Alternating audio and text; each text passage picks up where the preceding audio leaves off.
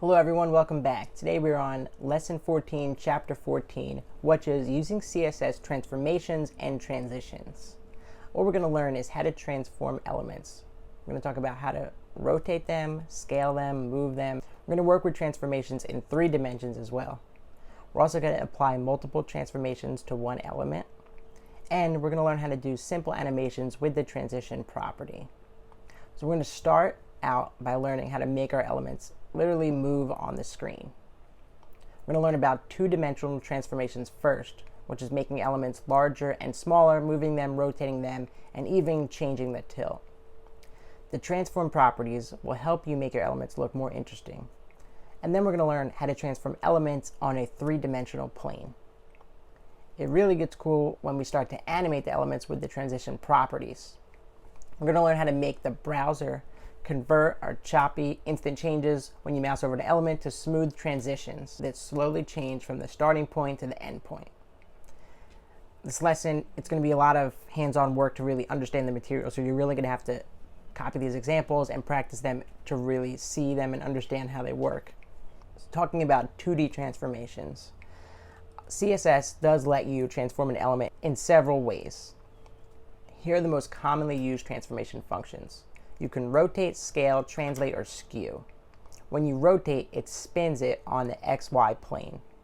When you scale it, it shrinks or enlarges the element. It gets smaller or bigger. Translate places the element in a new position on the screen from one point to the next. And a skew distorts the element along the horizontal axis or along the vertical axis.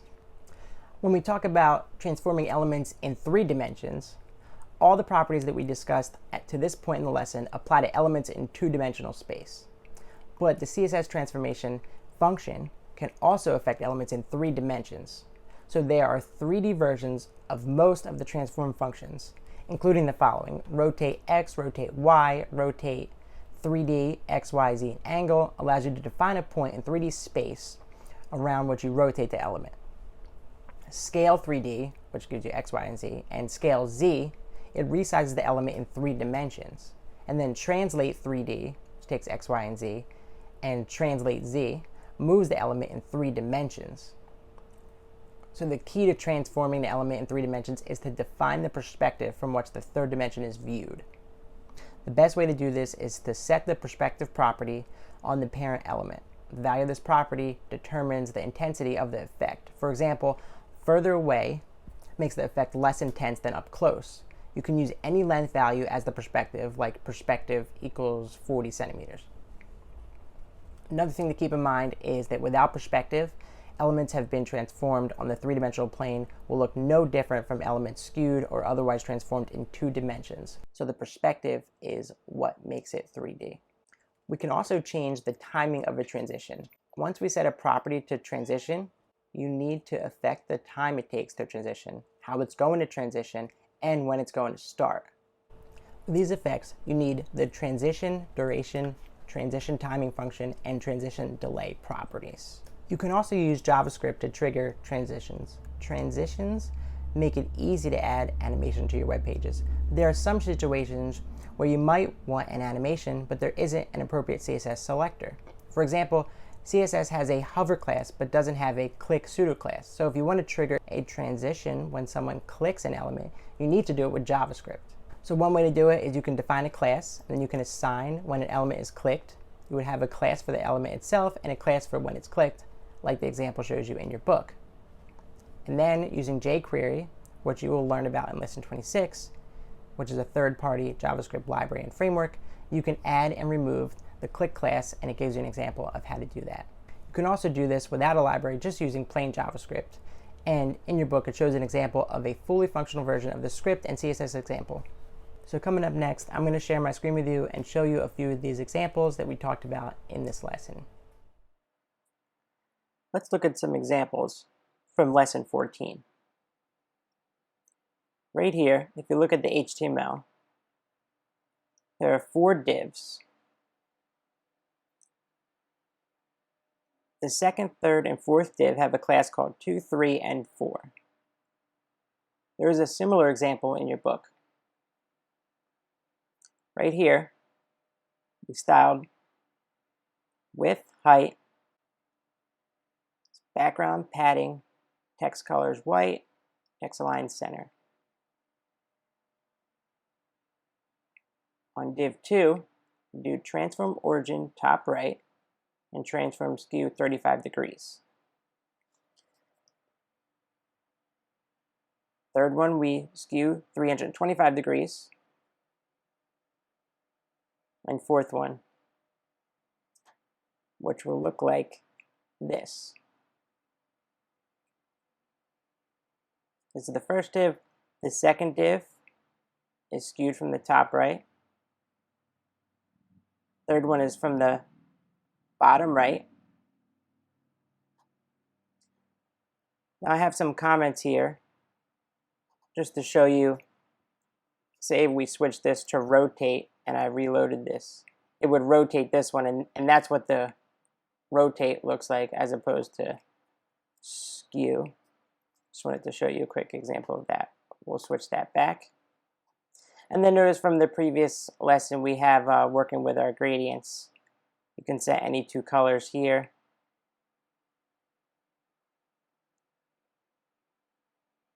And that's how we get this from green to yellow.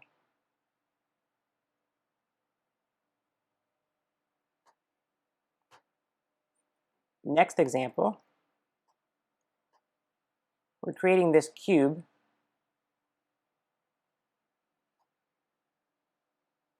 It's called a rotating cube. Notice in the body we just have the empty div. We style it here, we set the width and height, background, same. I give it a solid black border. And then we say transition, transform 3 seconds, ease out. And then when we hover over it, we want it to translate 300 to 325 pixels, scale 2, rotate 90 degrees. So if I hover over this, it's going to rotate 90 degrees. Scale is going to be 2. And notice if we hover out of it, it goes back.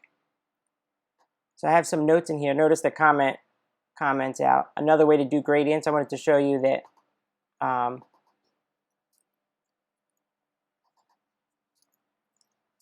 if we change the colors around and say we do 80% instead of 100 and we save it, it will change this color from purple to green. Just a little tidbit from last lesson. We can change the timing. So say we go 10 seconds instead of 3. Now I'm going to hover over this and it's going to go a lot slower. It's going to span over the course of 10 seconds to get there instead of 3. So notice how we can set this timing here. So we'll switch that back.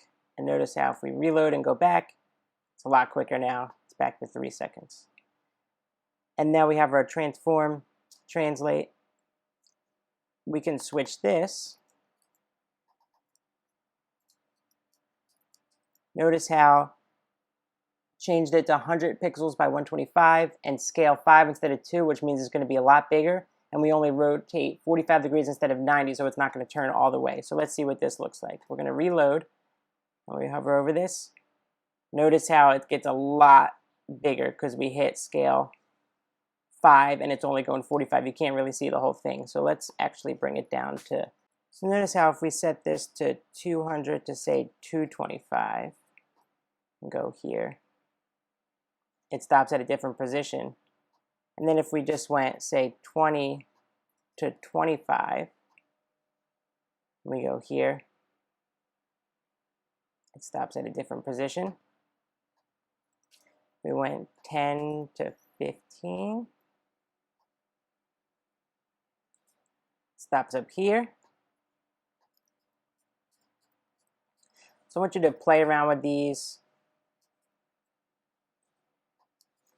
Bring it back to normal. So I want you to play around with these, move it around, test it, see how much you can get it to rotate. We can get it to rotate to 180.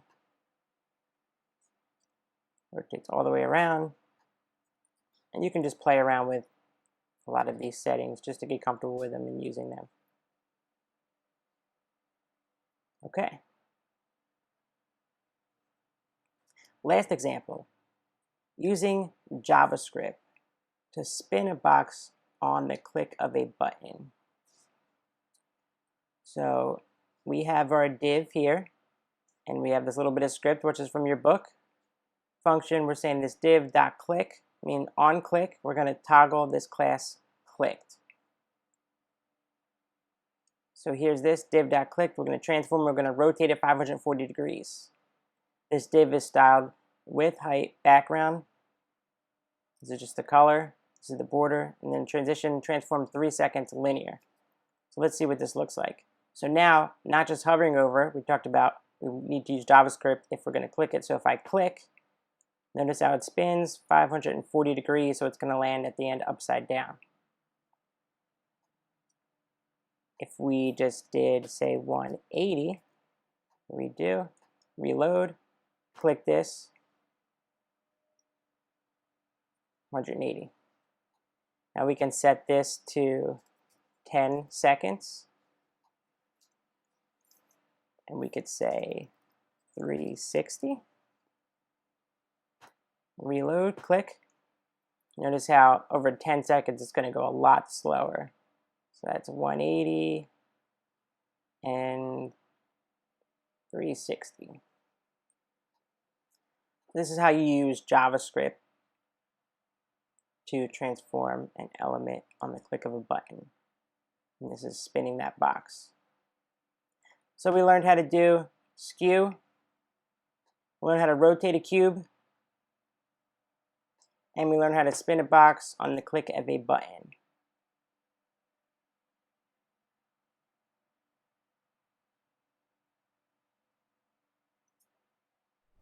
So I hope those examples helped. Coming up next, we have Lesson 14 PowerPoint presentation, so stay tuned.